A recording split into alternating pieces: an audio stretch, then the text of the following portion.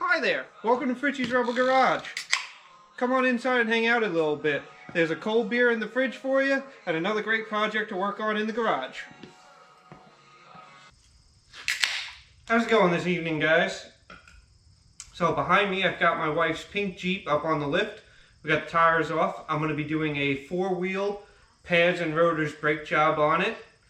I got this kit here from Power Stop. Came with 4 brand new drilled and slotted rotors, new ceramic brake pads, both front and rear, along with the rubber boots for the caliper slides, as well as a sticker.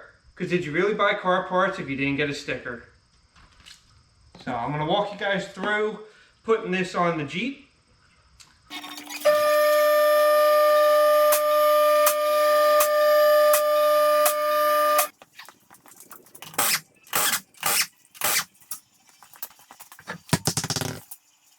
Alright, so in removing the brakes, obviously first step, you have to somehow get the vehicle jacked up, get the wheels off of it. I already did that using my car lift. But next, if you still have your factory rotors on, there's going to be these little metal tabs in here. Now what these tabs do is they hold the rotor in place while the vehicle goes down the assembly line. And the easiest way to pull these off is either a pair of pliers or a set of vice grips here. Just go ahead and grab a hold of one of the little metal tits sticking out of it and give it a pull while turning it to the left, and it should come off just like that.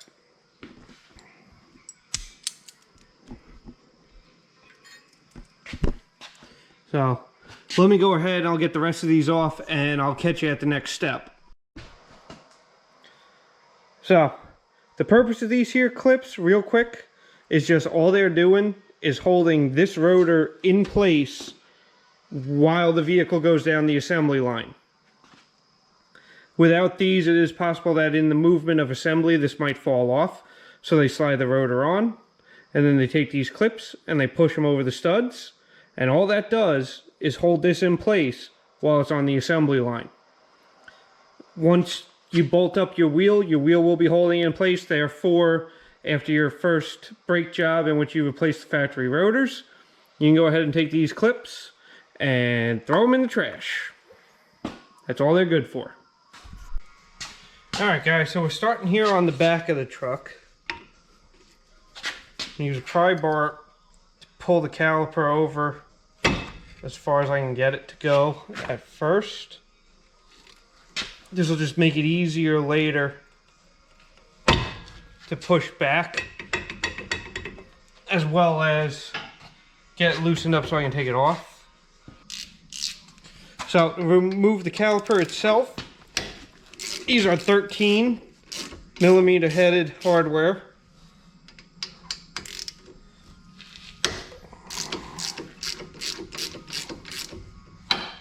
As you can see, the slides are spinning.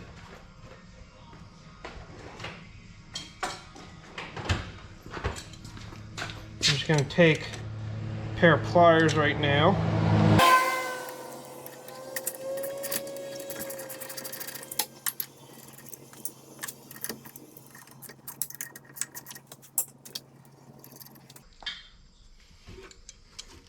Take the caliper off. Set it somewhere that you're not going to be letting it just hang. Don't let it just hang by your brake hose. Set it somewhere off to the side that'll support the weight. So to remove the brake caliper so you can take the rotor off, it is a 18.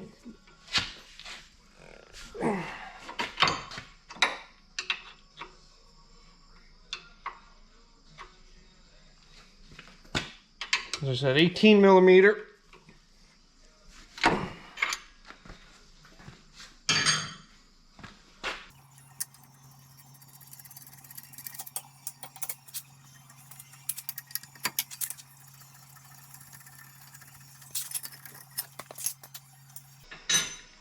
So with the caliper off, I can go ahead and slide the rotor off. There goes the old rotor. So sometimes your rotors will be a little stuck on the hub. It takes a little bit. It's going to take just a little bit of percussive persuasion to get them to come off.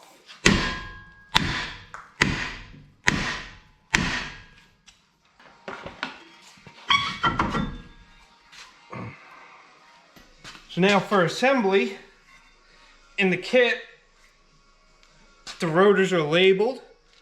As you can see, this one here is the rear passenger side. That's the corner that I'm working on. While you have your rotor off, now's a good chance to double check your e-brake shoes, because your e-brake hat and e-brake shoes run on the inside of the rear rotors. Take this, slide it right on.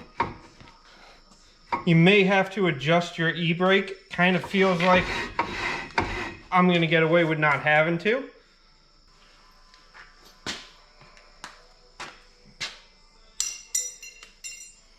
I'll pop out the old wear shims for the brake pads. So the kit comes with new shims. You're going to want to take these. I don't know if you can see them too well, but they pop. Kind of just clip in to these little recesses in the caliper bracket.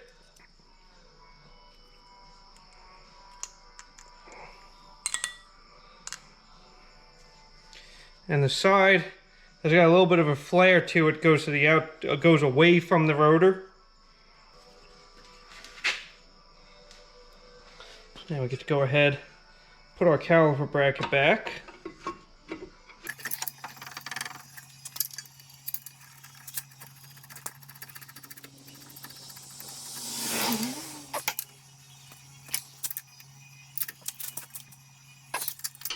Make sure you get your caliper bracket bolts on there good and tight.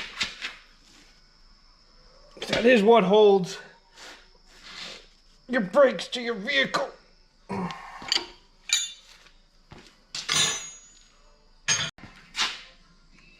So the kit itself comes with this little squeeze packet of brake caliper grease, and it also shows on the back where to put it.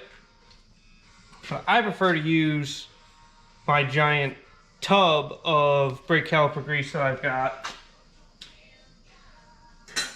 I always kind of feel like the squeeze packets don't actually give you enough to get the job done.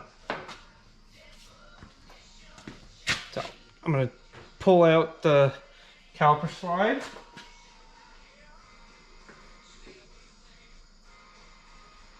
There's a little brush inside of that bucket of grease. I'm just going to coat my caliper slides with some fresh brake caliper grease. And go ahead and put them back. Do that to the top one, and we'll do that with the bottom one.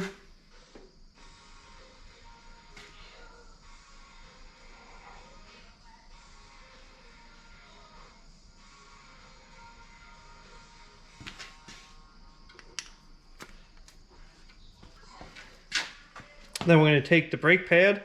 I'm going to put some grease on the ends right there where it's going to ride in those wear points, those little shims.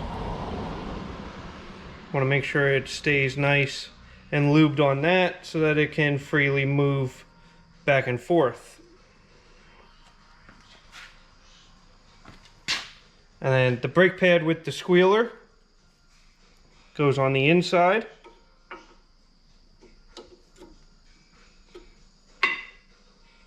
Make sure that by hand you can give it a decent amount of like a wiggle and movement. Just make sure it's free. You don't want them to be stuck. If they're stuck, you have to come in here and you have to clean up the brake caliper brackets so that they can actually move back and forth. If you're in the Rust Belt. I don't know about out of the Rust Belt. You guys might be lucky and not have to deal with those headaches. We're not.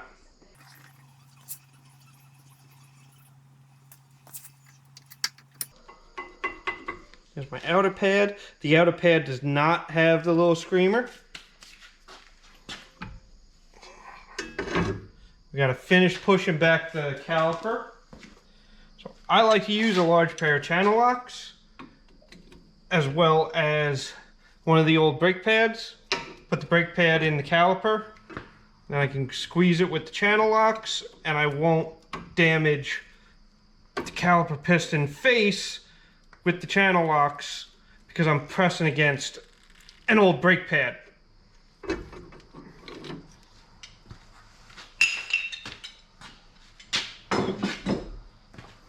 So there it is, fully retracted. And lastly, something I like to do is I put a little bit of grease where the brake pads are going to ride inside of the caliper.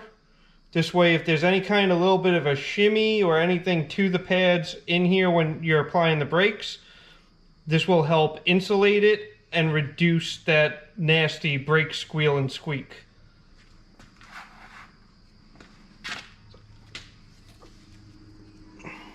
You don't have to do this, but I find it helps. Others may not like it, but oh well.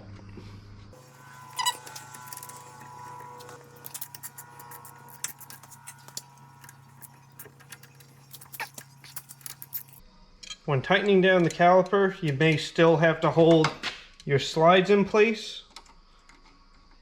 So I am using a channel lock. Some people might view that as a little bit of a hack. Get the proper wrench. An issue I have found is this space here between, there's a flange on the end of the slide and the hex. This space between here is narrower than the width of my wrenches. So I cannot actually put a wrench in there and tighten it down. That's why I'm using a channel lock to grab just the edge of the flange. Once you start to get tight, it's not a lot of pressure you're putting on it with these pliers. Once it starts to get tight, it'll stay in place and you can tighten up the bolt the rest of the way. Just go ahead and once more check. Your caliper slide bolts do not have to be super tight, but you do definitely want them to be kind of tight, but not like full aggression on them.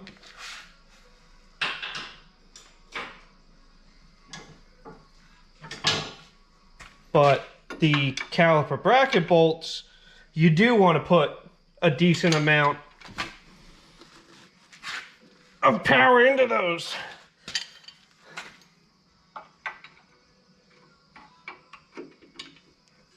There's kind of a reason why your caliper's held in with a 13mm headed bolt. It's probably like an M10, I think, on there. And your bracket is held in place with 18mm head bolts. So I don't even know, that's probably like an M14, if not bigger.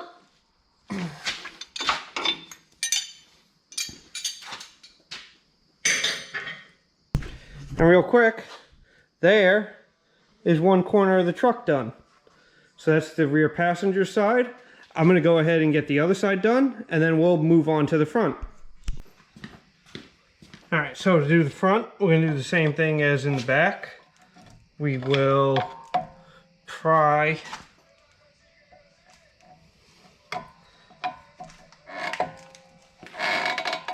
brake caliper over to help start pushing the piston in.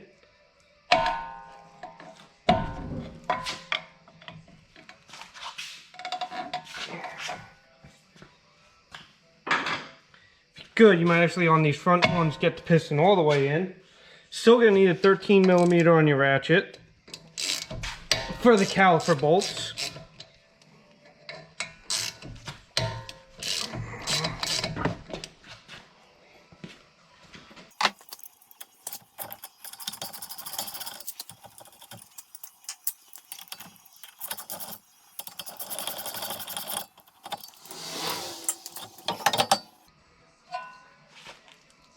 And for a little bit of access, I want to pull the ABS cable out of its little holder. That'll give me better access to this top caliper bracket bolt. On the front here, they are 21mm bolts. I got my 21 socket on a 1/2-inch drive ratchet. You can do this with an impact gun if you have it.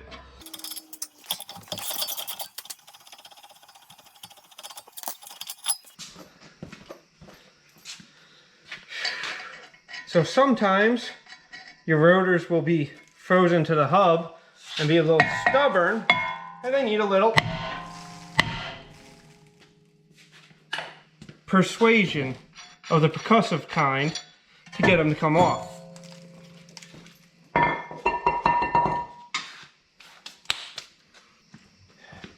Once again, the rotors, they are labeled. This says front passenger side. This is the front passenger side corner we are working on. So just make sure you are putting the appropriate rotor at the appropriate corner. So once again, we're putting in the little brake pad shims that go into the caliper bracket. Gotta make sure the side that's like got the wide opening to it, that side goes away from the caliper, and the short side, it's right here, goes to the top. Oh, come on. If my fingers will work.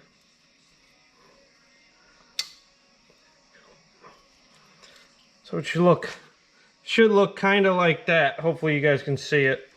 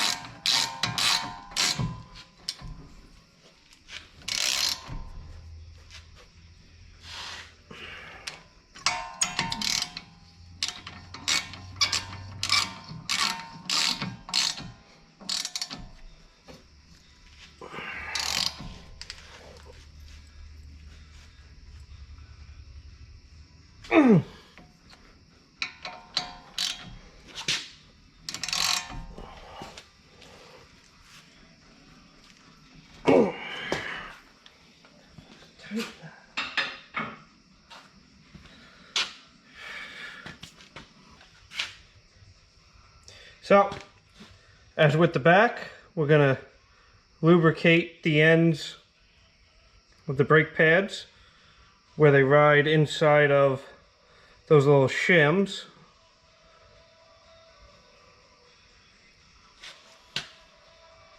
And the brake pad with the screamer goes on the inside.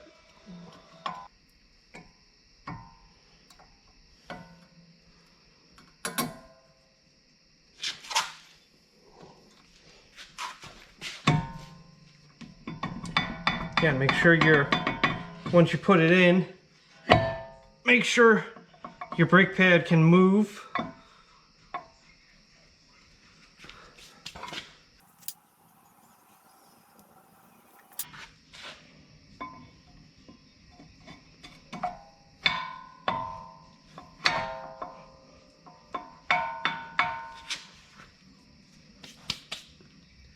We're going to go ahead, take some of this brake caliper grease. I'm going to spread a little bit out on the caliper slides, them back in.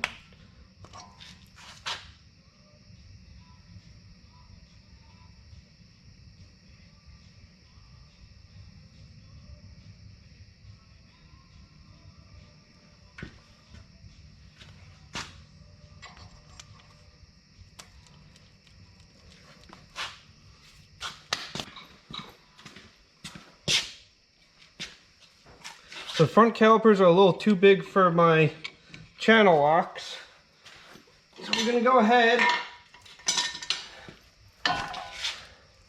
and use a C-clamp to press the piston the rest of the way in.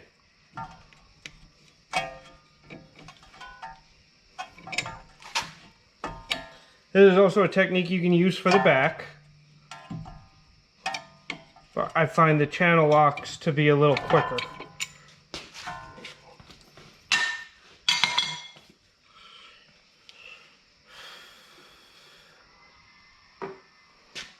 Before we put the caliper back on, I'm going to put a little bit of grease where the caliper contacts the brake pads. This will help ensure quiet operation of the braking system.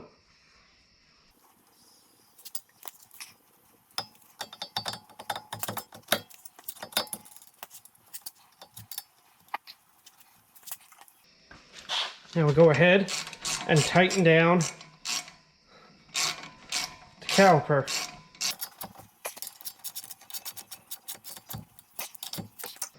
And last but not least, I put the ABS wire back in its little holder. And that's front all replaced.